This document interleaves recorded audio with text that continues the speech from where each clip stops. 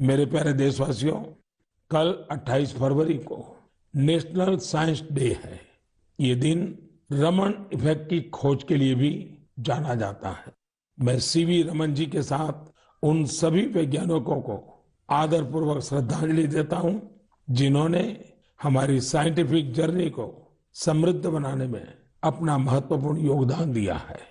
साथियों, हमारे जीवन में सुगमता और सरलता में टेक्नोलॉजी ने काफी जगह बना ली है। कौन सी टेक्नोलॉजी अच्छी है, किस टेक्नोलॉजी का बेहतर इस्तेमाल क्या है, इन सभी विषयों से हम भली भांति परिचित होते ही हैं। लेकिन ये भी सही है कि अपने परिवार के बच्चों को उस टेक्नोलॉजी का आधार क्या है, उसके पीछे की साइंस क्या है, इस तरफ हमारा ध्यान जाता ही नहीं है। इस साइंस डे पर मेरा सभी परिवारों से आग्रह है कि वो अपने बच्चों में साइंटिफिक टेम्परामेंट विकसित करने के लिए जरूर छोटे छोटे प्रयासों से शुरू कर सकते हैं। अब जैसे दिखता नहीं है, चश्मा लगाने के बाद साफ दिखने लगता है, तो बच्चों को आसानी से समझाया सकता है कि इसके पीछे विज्ञान क्या है। सिर्फ चश्मे देखें, आनंद करें, इतना नहीं। अभी आराम से आप एक छोटे से कागज पर उसे बता सकते हैं। अब वो मोबाइल फोन उपयोग करता है, कैलकुलेटर कैसे काम करता है, रिमोट कंट्रोल कैसे काम करता है, सेंसर क्या होते हैं, ये साइंटिफिक बातें इसके साथ साथ घर में चर्चा में होती है क्या? हो सकती है। बड़े आराम से इन चीजों को घर की रोजमर्रा की जिंदगी के पीछे क्या साइंस की वो कौन सी बात है जो ये कर रही है, इसको समझा सकते हैं। उसी प्रकार से क्या कभी हमने बच्चों को लेकर के भी आसमान में एक साथ देखा है क्या? रात में तारों के बारे में जरूर बातें हुई हो, विभिन्न तरह के कॉन्स्टेलेशंस दिखाई देते हैं, उनके बारे में बताएं। ऐसा करके आप बच्चों में फिजिक्स और एस्ट्रोनॉमी के प्रति नया रुझान पैदा कर सकते हैं।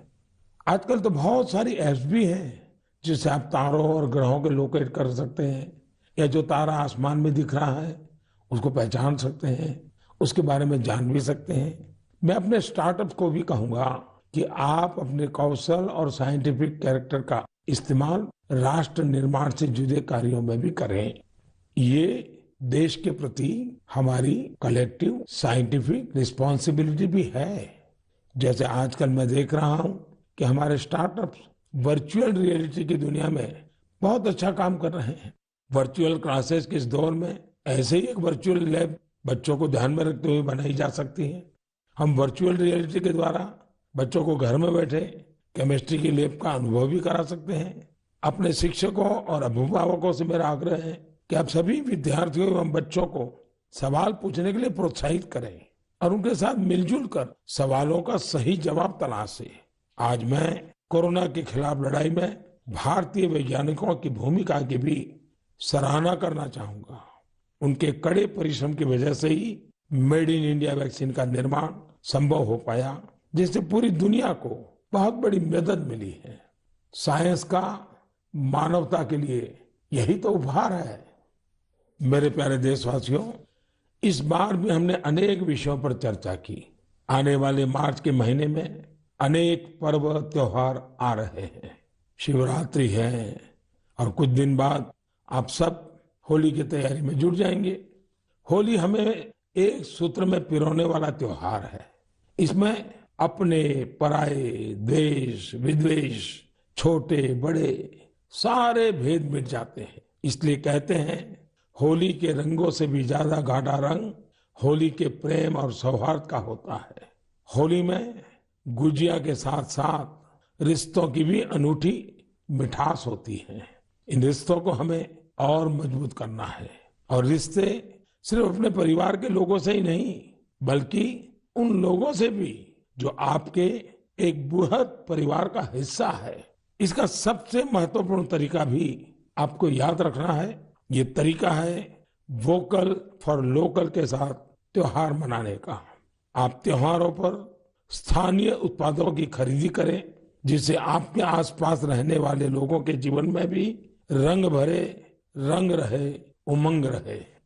हमारा देश जितनी सफलता से कोरोना के खिलाफ लड़ाई लड़ रहा है और आगे बढ़ रहा है, उससे त्योहारों में जोश भी कई गुना हो गया है। इसी जोश के साथ हमें अपने त्योहार मनाने हैं और साथ ही अपनी सावधानी भी बनाए रखनी है। मैं आप सभी को आने वाले पर्वों की ढेर सारी शुभकामनाएं देता हूं। मुझे हमेशा आपकी बातों का, आपके पत्रों का, आपके संदेशों का इंतजार रहेगा। बहुत बहुत धन्यवाद।